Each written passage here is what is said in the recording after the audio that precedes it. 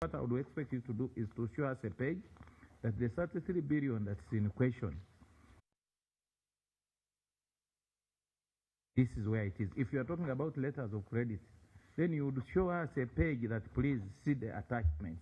These are the letters of credit that we received. But I'm not seeing anything. That's why I was just looking at you keenly to show me a page. Thank you. Thank you, Honorable Member. I have probably as you continue because you prepayments, and that's why I was asking you, because I had also looked at the prepayments. I looked at page 20 on your prepayments, and I also looked at additional the note 32. I looked at those figures, and I did my calculation. So still, it did not go back to what I was looking for. So it's better, like a colleague is saying, that you indicate to us where these figures are, and then we can be able to reconcile.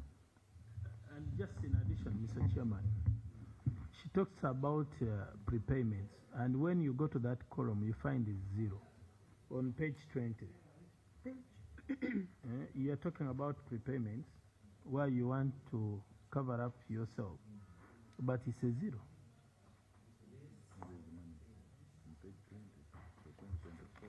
Prepayments performed. Let's proceed to listen to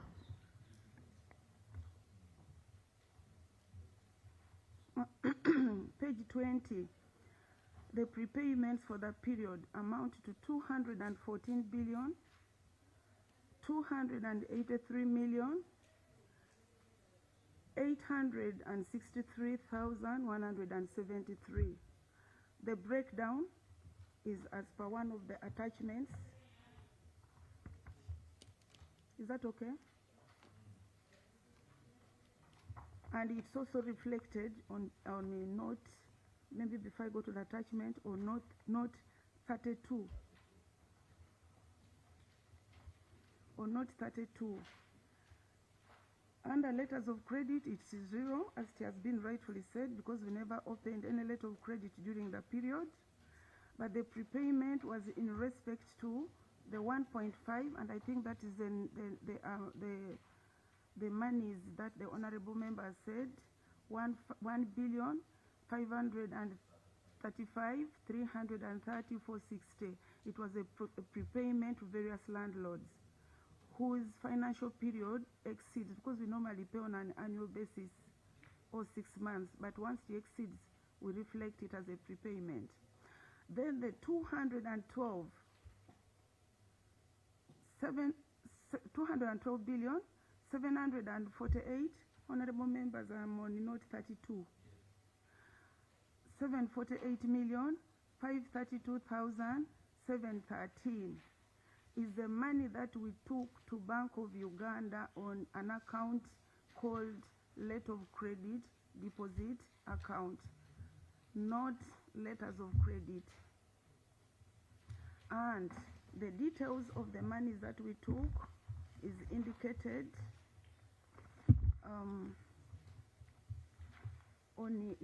also on financial statement. It is attached.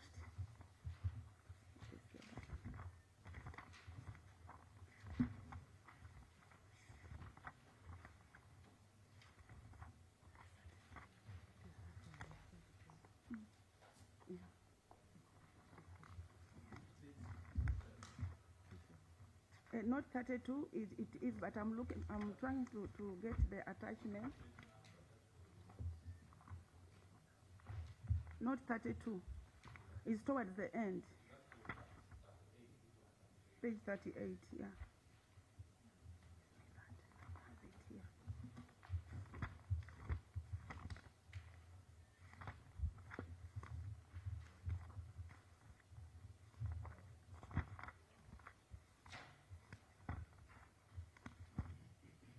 So, yeah, the detail of that, of the monies that was taken to Bank of Uganda to that account is also reflected. Unfortunately, our journals, the attachments with one are not numbered, but there's a journal that we passed to that effect of 212 billion 748 532 713. It is also attached to the financial statements, sir. Do I? Yeah, please explain why you appropriated yourselves an extra 50 million Uganda shillings. When you look at your statement, go to page 14.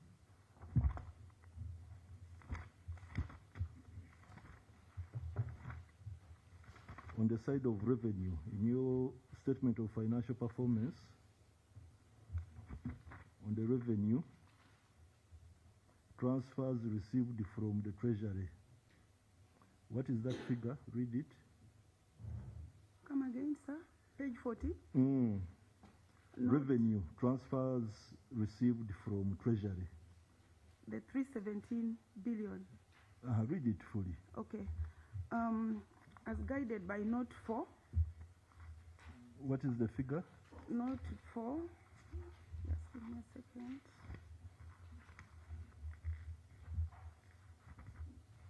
Maybe let me tell you what I want you to do. Okay. Note 4, sir. Note the difference between that figure and the figure you were appropriated. You were appropriated 317,469. You get it? Yes. But what you're considering in all your financials, it is 317,518. I've done mathematics. It means there is an addition of 50 million. You can do it as well. It is 49.7. I choose to call it 50 million. Explain it.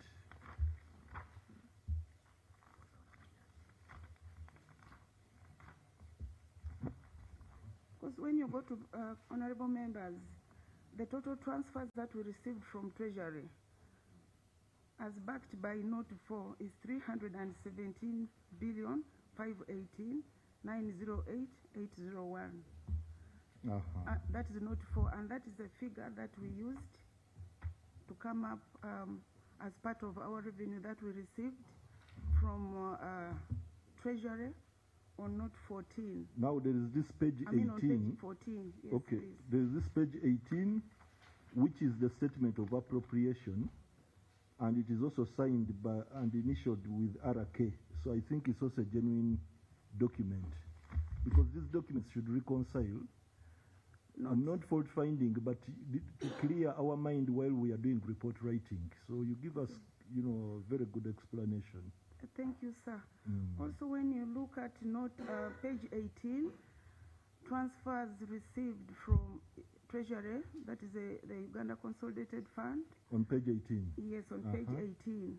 The actual also is 317 billion 518 million 908 801, which tallies with the Note 4, and it tallies with that statement of financial performance, sir. Okay. Yeah, but Chair, finally, it is on the employees. Whereas, we also want you to give us clarification on this, that whereas you were appropriated 30 billion as compensation of employees, an item that takes care of actually spent is less by 1 billion. Because you spent 29 according to your statement of financial performance. Is that the case? You spent less by 1 billion. 1 billion something. I did some mathematics. No, I did some mathematics. It's a billion. Isn't it? Yeah, it is a billion. It's a billion. Now, when I look at that note, the note that explains that, when I look at the note that explains that, that is on page 30. If we could go to page 30, note 9. Page 30, note? Note 9, page 30. I worry why you saved that money, in that when I look at your social contributions, for the previous year when your wages were lower. Your wages were only 24 billion. You had social contributions of 3 billion. Now, this year in question where you've saved $1 billion, when your wages were 26, your social contribution is 1.8. Should we think that employees were denied their contribution? Thank you, Honorable Member.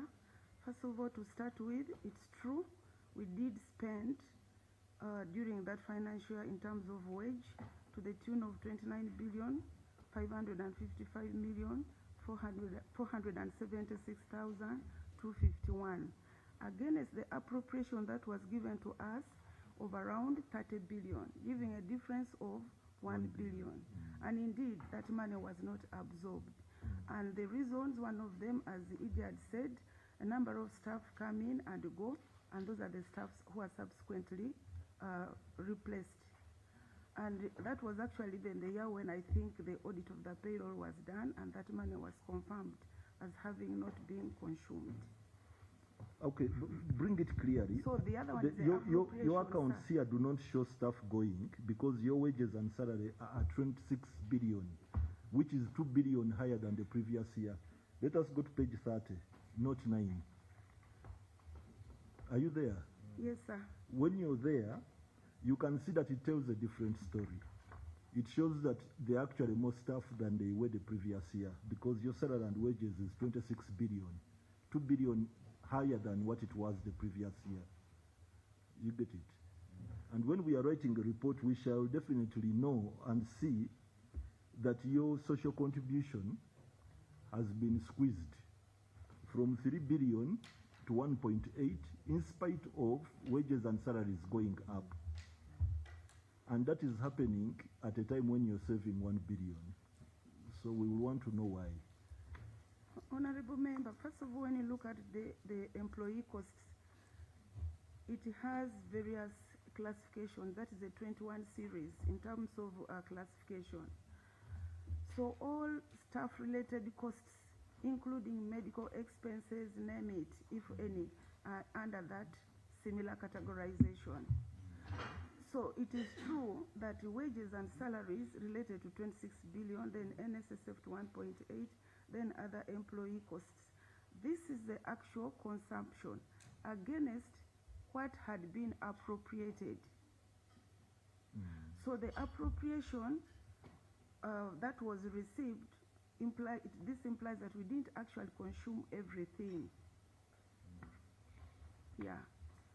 And there's evidence that the money that was not consumed rightfully was returned.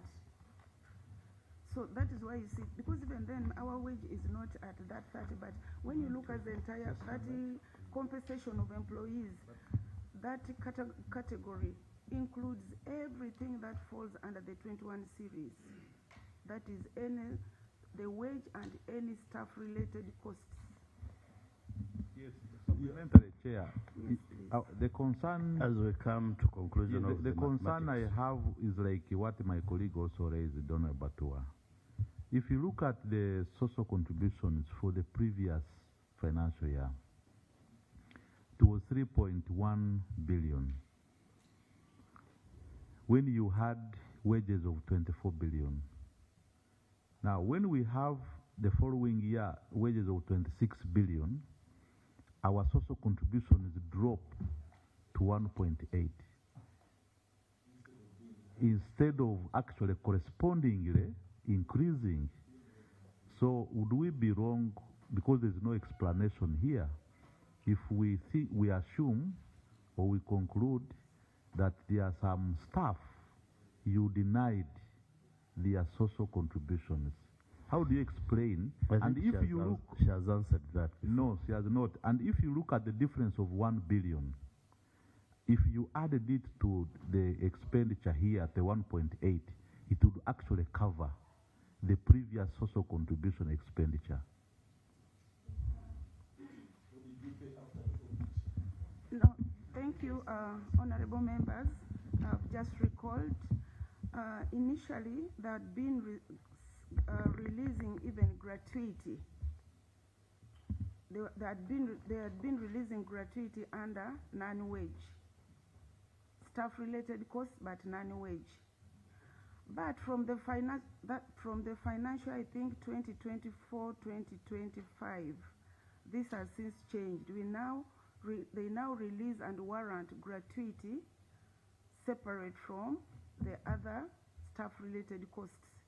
So within this 3 billion, if we were given a chance, I could provide later, there is also gratuity. Yet in the under other employment costs, that is now gratuity removed from NSSF. Previously, it would come as one. But because... Chair, my last question. We'll go to note 32. She has actually convinced us that this money went to Bank of Uganda, the 212 billion. Letters of credit payments. Maybe what we would need is proof in form of guarantees. Because we need at least some kind of evidence that this money was actually issued in form of letters of credit. Honorable Member, Yes. through you, Chair, as I said earlier, no letter of credit was opened during that particular year, given the timing. And for you to open a letter of credit, there must be a contract already in place. But as Edie had said, I think the first contracts were only signed in the subsequent year in July. So what happened in order to save this money, because it was very clear that if the money went back, we're not supposed to have got it, given that it even came as a supplementary. So we, the accounting officer wrote to Minister of Finance, who accepted to give us permission and an account to deposit money called the letter of credit deposit account. It's like a pot where we put all the money, both the capital and non-capital, non-wage. That's why you find that on the breakdown, it is also attached of the 212 billion, whereas the money we deposited for capital was 190.5 billion. The balance of the 22 billion was for cards, which is under consumption. So we just got money and put in one pot, and we can bring evidence to that effect. As it is even, because these adjustments, these journals we pass. Last question, Batua. Yeah, thank you, Chair. This is the question that I really wanted to ask lastly. Honorable Chair and colleagues, there is a government entity called the Public Procurement and Disposal of Public Assets Authority, the PPDA, and it does audits. Has PPDA audited your entity? And if yes? Yeah, if yes, no. If yes, ask the other one. Okay. And if so? ED, have you been audited by PPDA? We were audited in the year of 2023 for 2021-2022. How about in this year under review? Were you audited? No. Okay. Yeah, Chair, you know, the PPDA is the principal regulatory authority on matters of procurement. I have my mind on the comment we've been discussing at length, the irregular evaluation of bidders, where in the auditor's report, they are highlighting the authorization letter from the manufacturer. According to the guidelines, the evaluation committee has discretion to waive off the requirement of that letter, according to the guidelines. And the other issue, which is to do with the bid security expiring, the bid security's validity is ideally during the process of evaluation to filter off those, I don't know that I call them jokers or those people. Who do you represent? So, why I was demanding whether you have that report, it would give us a big understanding of matters of procurement. Did someone say there was a waiver, or you are anticipating there could have been? No. No. We want to dig that information. I am overruling you. Honorable Chair. You are let me come out overruled. clearly. You are overruled, and switch off that microphone because no, I'm not your witness. You overruled and switch off that microphone. They did not say there was a waiver, and I don't even know which query you are addressing because I've not taken you back to that query. Yes, we are going to come. We are coming back to that query, and the way we are coming is going to be structured. Yeah, I'm coming with a mind. We are structured in this way. Yes. We did ask for the agreement. It has been provided. Specifically, we're interested in the date.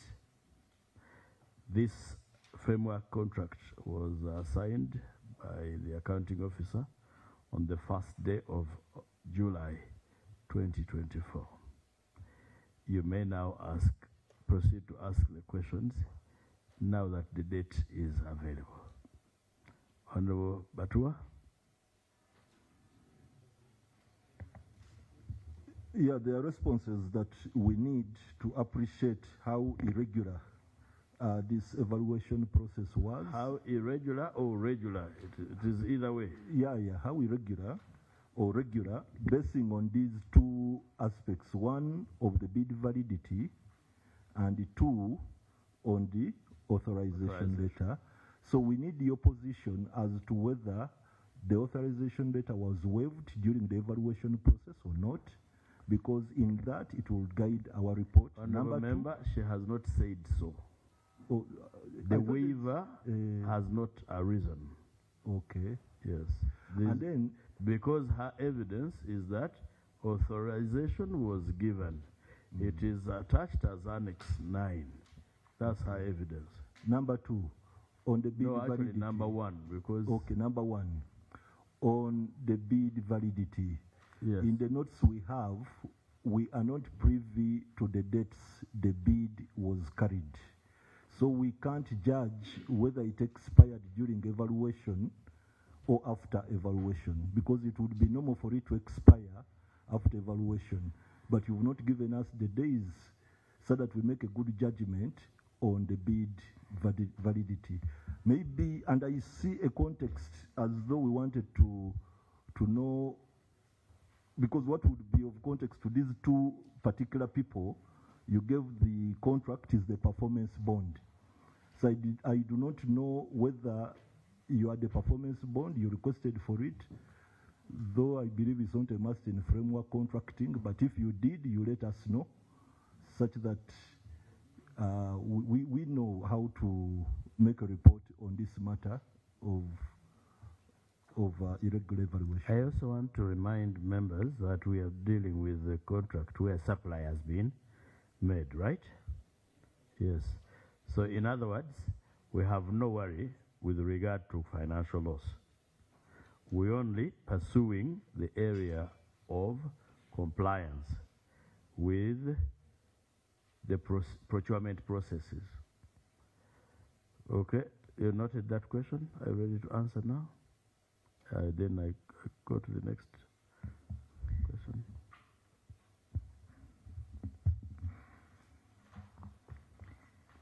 By the time the supply was made on 27th June 2024, we had already received the clearance from the Solicitor General, which means the best evaluated bidder had already been announced and the award had already been made. Therefore, the process of bid had been completed at that point. We had gotten into the process of contracting. Honorable Chair, let the Auditor General tell us why it was an anomaly for the bid security to expire.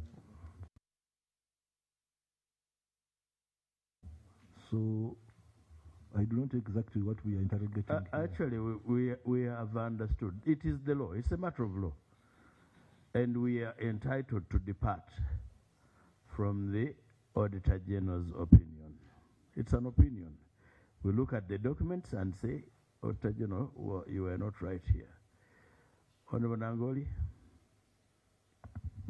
Thank you, Chair. Chair, my last submission is that I expect the Director Finance to avail us with this kind of information from the OU, so that you give clarity on all the information that Have you on understood the issues kind we of have, information the kind member of wants? information. By If you close can, of business on Monday. By close of business as Monday. guided. Honorable Nkunyingi Muwada. Yeah, Because I've checked here. Just a minute, let me finish.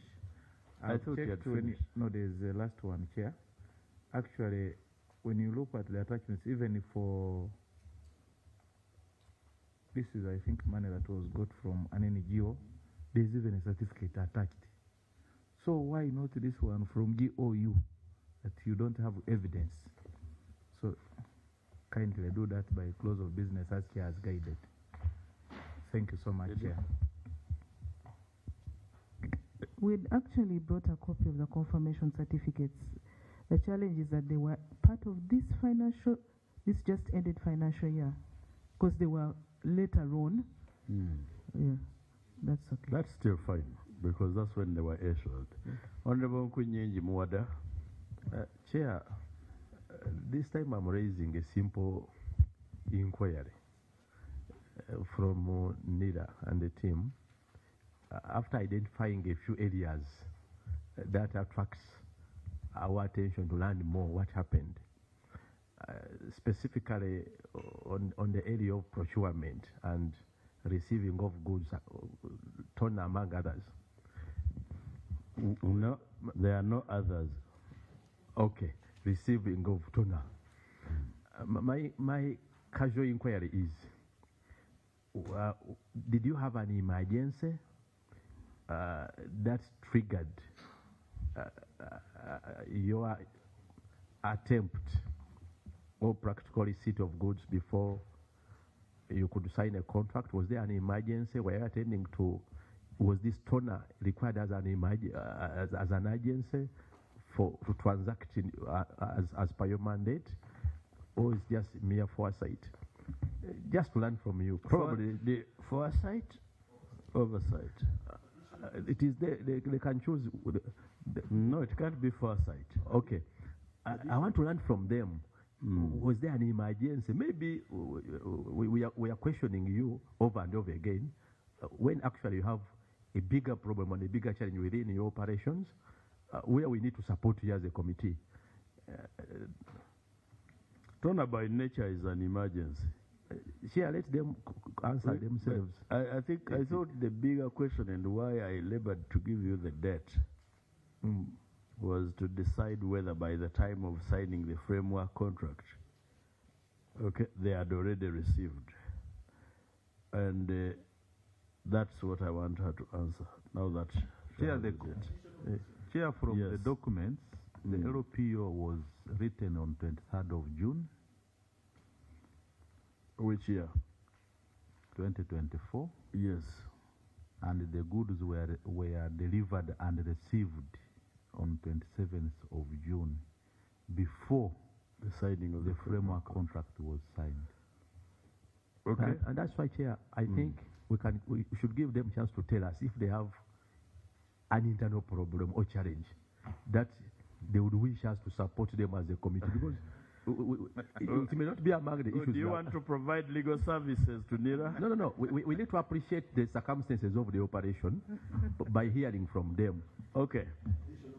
Additional question, which is the last from you, Honorable Batua. Thank you very much. From my side, from me. Thank you very much, Chair. Yes. Yeah, regarding framework contracting, with the mind that you're uncertain on the quantities of supplies you need and the timing, and also on the fact that these contractors sometimes are pre-qualified. Now, your pre-qualification, does it run for a calendar year that is 12 months, or you pre-qualify for 3 years, like the cases in other entities? Thank you very Number much. 2, Said did last you have question. a contract, a previous contract of the same nature with these particular people before this year under review? Did you have a previous contract under similar regiments, Yes. but differentiated by time?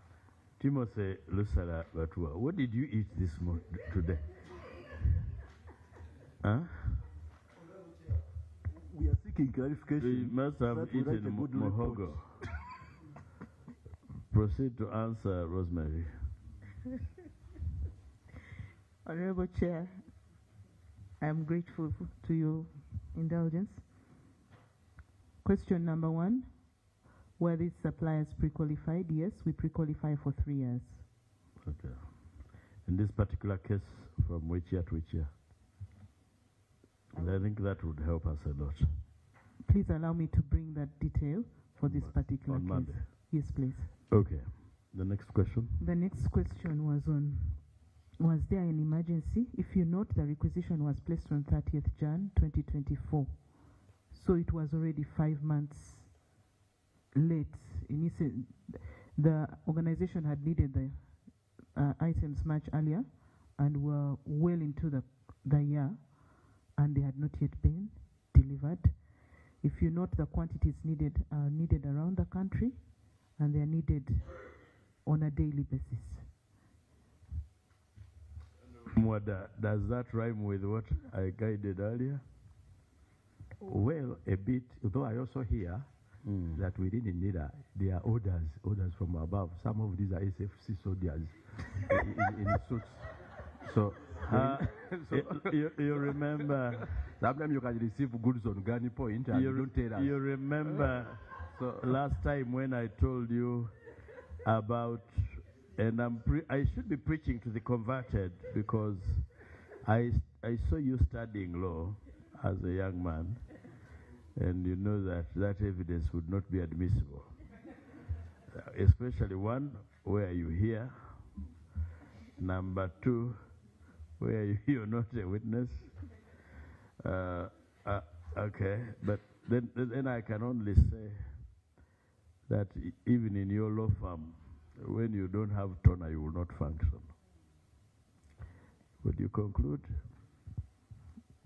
Honorable Chair, we had, as I said, we had contracts with these people before, and they were pre-qualified. Yes, so you continued receiving on similar terms. Yes, sir. Okay. Okay, thank you very much, Madam Chisembo and your team. Thank you very much, honorable members. Madam Rosemary Chisembo, why you went through this rigorous and rough time is that there were omissions. There's a difference between procedural and substantive omissions, but to us they all matter, because any lapses may point to some deliberate actions or even mischievous actions. So that's why you've seen my members being rough. You know, we are like Omo here, I've said before. It is gentle on your hands and tough on stains. We are deliberate, but we are fair and objective. In future, you must do a legal audit of the entire trail and chain of procurement. Why we are very tough when it comes to procurement is that it is the new area of leakage. Since we no longer send money to the agencies to use, we are not just suspicious, but we think procurement is a leakage. Would you tell us how much this toner was, the worth of this toner? Probably. You can do it in your write-up. It's not a very big thing. Thank you very much for the work you do for the country.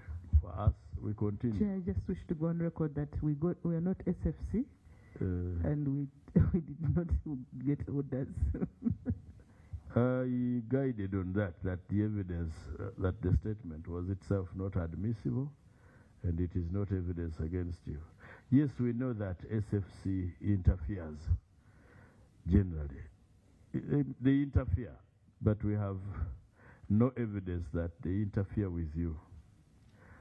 The only evidence is that you are physically close in terms of their operations and where you work from. Chair, for information, Yes. even their office, as cited by the Auditor General, is still in Kororo. Kororo, guarded by soldiers, SFC, and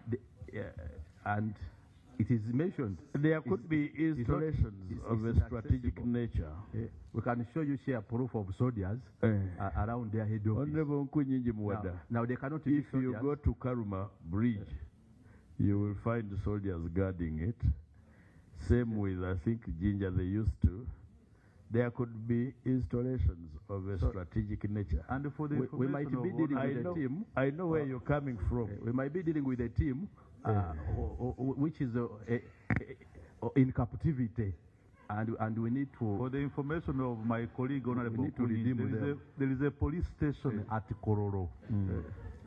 So all the other security agencies. Actually, we have a police directorate here. Yes, yes.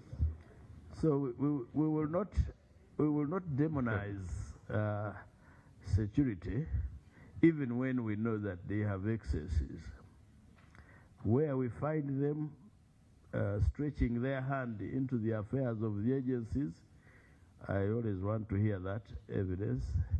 Without it, I want to assume that Madam Chisembo and her team are doing their work as a civil agency, even when there are people who are assigned there, like General Kwirinjira, who feared to come today. I don't know if he thought we might court-martial him or put him in the basement. He feared this basement, I think. On the whole, thank you, colleague. It has been tough for us from 9 o'clock. From 9 o'clock to this time, Ugandans now know that we are not here to eat samosa. Actually, for the last 5 hours, I've gone without a samosa. I have not had lunch. We want you to continue serving this nation with not only diligence but distinction too. May God bless you. You will access lunch on the 3rd floor in the canteen at your cost. Thank you.